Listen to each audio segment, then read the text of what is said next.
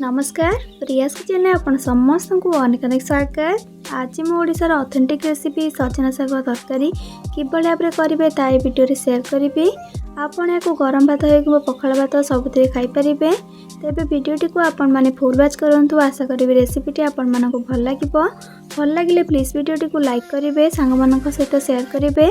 Channel जदि आपण मैंने नुआ अच्छा तेज प्लीज चैनल को सब्सक्राइब करने पाखे छोट bell icon all option click करेंगे जहाँद्वारा मो अपलोड करथिबा मो समस्त वीडियो नोटिफिकेशन आपण सर्वप्रथम पाइपर। तेज चलतु देरी नक आज रेसिपी को स्टार्ट करवा।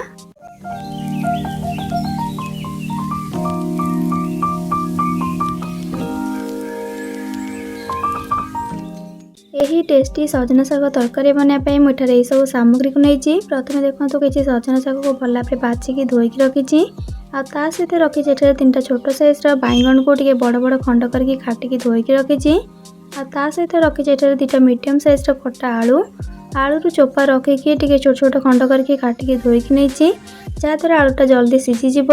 आपड़ ये किसी भी परिबा ऐड करेंगे जो परिबा आपको पसंद थी।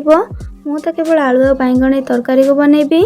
आपन कखर भी नहीं पारे, टमाटो भी नहीं पारे कि किसी परिबा आपण मैंने नहीं पारे। ता सहित देखो ये नहीं हाफ कप बड़ी, ये घर तैयारी बिरी बड़ी अच्छी भल टेस्ट आसो सजना साग तरकारी पकेवा द्वारा। एबे चलते तरकारी गोटे मसलाटे रेडी करवा। एबे नहीं गोटे मिक्सिंग जार और से भी दे दूची गोटे बड़ चामच सोरिष ता सहित अधा चामच जीरा।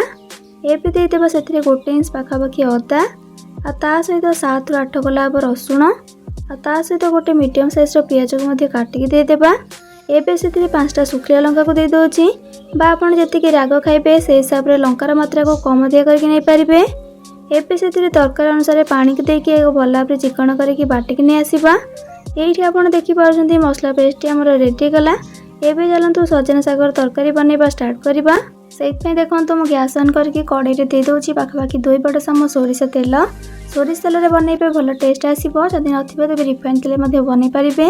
तेल जितेबाला गरम हो प्रथम ए बड़ी को देकी भाजवा।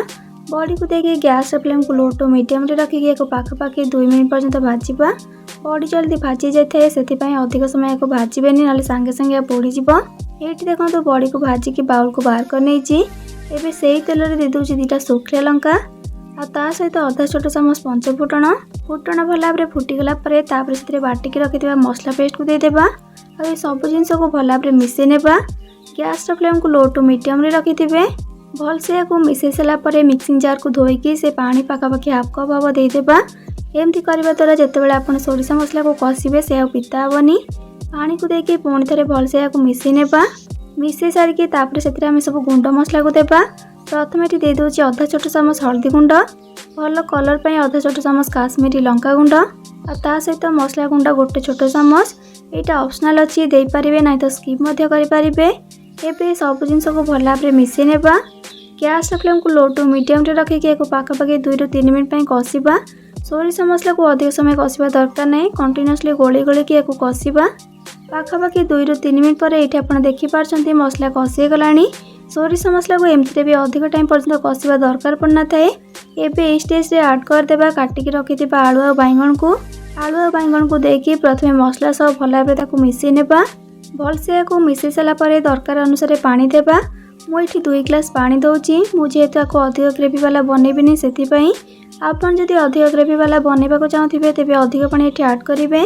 पानी को देकी भल भाव मिसई सारापर एबे से स्वाद अनुसार लुण पकेबा आ पुणी थे मिक्स करके मीडियम फ्लेम रे कवर करके छाड़देबा पाखापाखि 15 मिनट पाई जेमती कि आलू और बैगन पाखापाखि 60 ରୁ 70% सीझीज। पाखापाखि 15 मिनट पर एबे मु कवर कर नौची। देखि पार्थिबे तरकारी केते भल भाव फुटुची आ बैगन आलू पाखापाखि 60 ରୁ 70% सीझी गलानी। एबे एठी ऐड कर देबा सजना साग को। साग को एथिपे आम ए स्टेज रे ऐड करबा काहेकि आलू और बैगन टिके सीझिबा को टाइम लागि थाए। जदि से आम साग को पकईदेबा तारे आलू और बैगन सीझा भितर साग पूरा नरम हो जाइथिबो। ए स्टेज रे ऐड कले सागर क्रंचीनेसटा रहिबो भल लागि थाए खाइबा पइका। साग को देकी भल भाव मिसई देकी लो टू मीडियम फ्लेम रे पाखापाखि 15 मिनट फुटिबा को छाड़िबा।